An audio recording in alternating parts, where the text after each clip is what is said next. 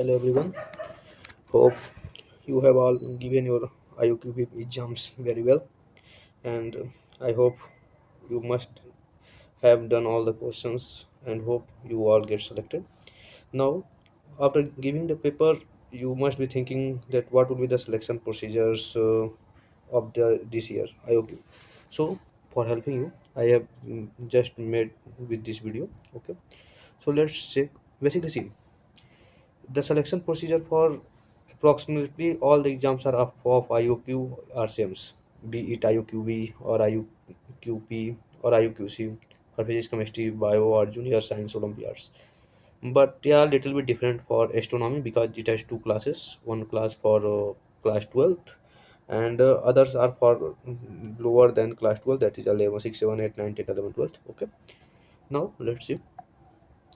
Basically,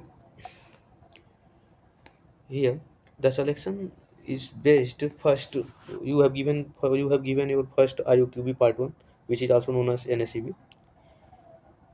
Both exam were happened in the single sitting. So first in NSEB or IOQB part one or IOQ part one, this score you must first qualify the first criteria, that is MAS.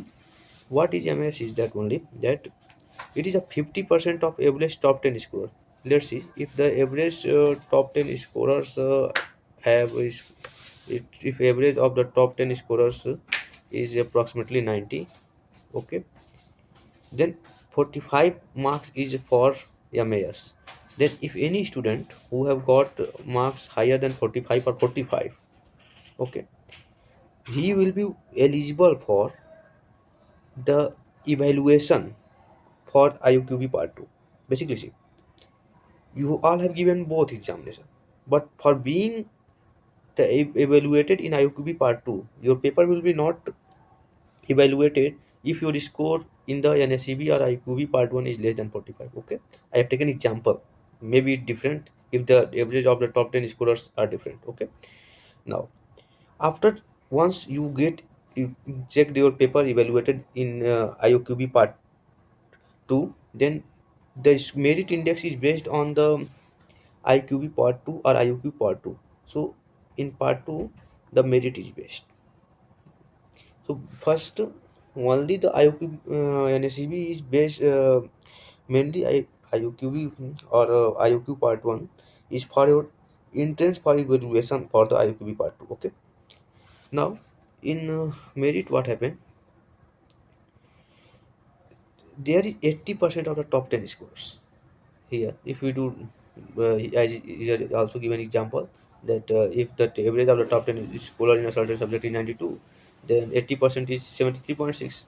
Then all the student whose score is equal to above 33 and that's automatically qualify for evaluation of part 2. Okay,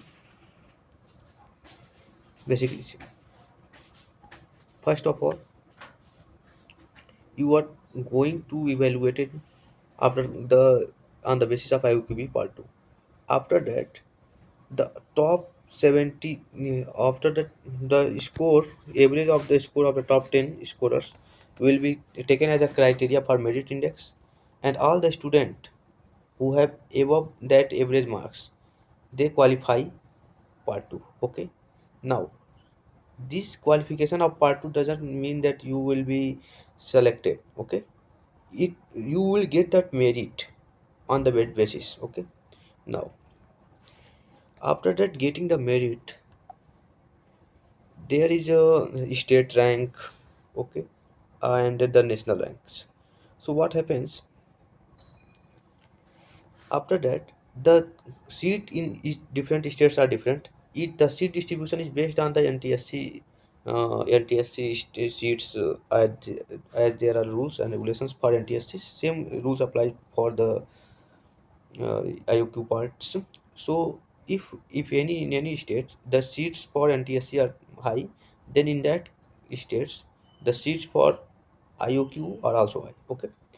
So what is that? If in a particular state there is a just seats and total seats in all the cover country is T, then for that particular state or union territory, the student number of students will be selected for IUQB or for next part of the qualification examination will be S upon T into 300. Okay, what happens in many states, if let's see if in any state that is from that criteria the seat comes to 30.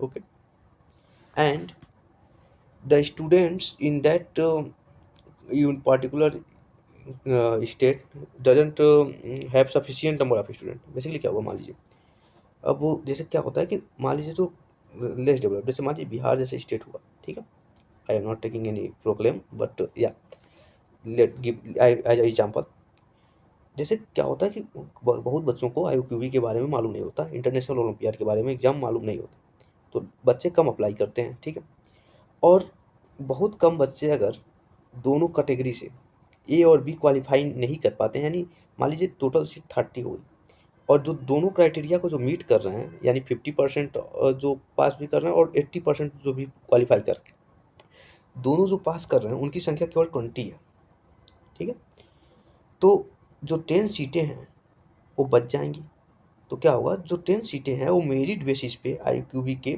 जो आपका IUQB के जो अलग जो भले class B को नहीं qualify कर पाए लेकिन उनके जो स्टेट में मेरिट होगी उसके हिसाब से सिलेक्शन हो जाएगा, ठीक है, तो क्या होता है कि इसकी वजह से कई स्टेट में फ़ायदा हो जाता है, लेकिन दिल्ली हुआ, दिल्ली में तो खासकर क्या होता है इसका घाटा ही जाता है, क्या होता है कि दिल्ली में काफ़ी ज़्यादा मान लीजिए बच्चे पार्टिसिपेट करते हैं, ठीक है, तो दिल्ली या स्टेट में या राजस्थान में क्या होता है कि सीट जो होती हैं उनमें क्या होता है कि जितनी सीट होती हैं वो आसानी से भर जाती हैं, और जिन स्टूडेंट्स का भी मेरिट बनता है उसके हिसाब से, और जो टॉप के 30 होते हैं, टॉप 30 और 35, इस बार 35 किया गया, तो जो 35 स्टूडेंट होते हैं उनको बुलाया जाता है आपको कैंप में, ठीक है, जिसमें आपको ट्यूटोरियल दिया जाता है, एग्जामिनेशन किया जाता है, और उन 35 स्टूडेंट्स में से भी तब उसके हिसाब से बेसिस पे जो आप उसमें साइंस आपके कैंप लगे होंगे उसमें जो आप परफॉर्म किए होंगे, जो एग्जामिनेशन होगा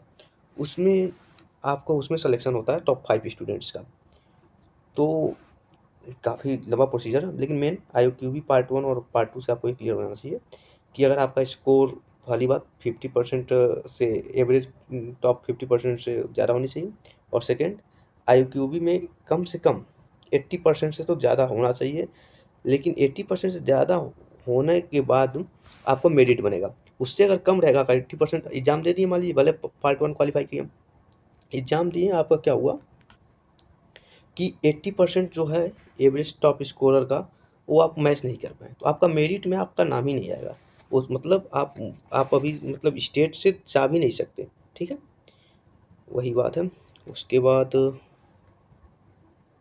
ये सब काम का नहीं है हमारे, और जो उसके बाद एलिजिबिलिटी क्राइटेरिया है INO के लिए डिफरेंट है, यहाँ पे क्या है कि 2 क्लास ग्रुप बन जाता है, ग्रुप ए जो 12th के स्टूडेंट हैं उनके लिए, और बाकी सभी के लिए ग्रुप बी जो 11th में और उससे लोअर क्लास में, ठीक है, यही हो जाता है, इसमें क्या हो जाते हैं कि ज़्यादा स्टूडेंट का सिलेक्शन होता है INO में, एस्ट्रोनॉमी में, क्योंकि एस्ट्रोनॉमी को ज़्यादा बढ़ावा देने के लिए, बस यही है। सो होप आपको हेल्पफुल रहा होगा।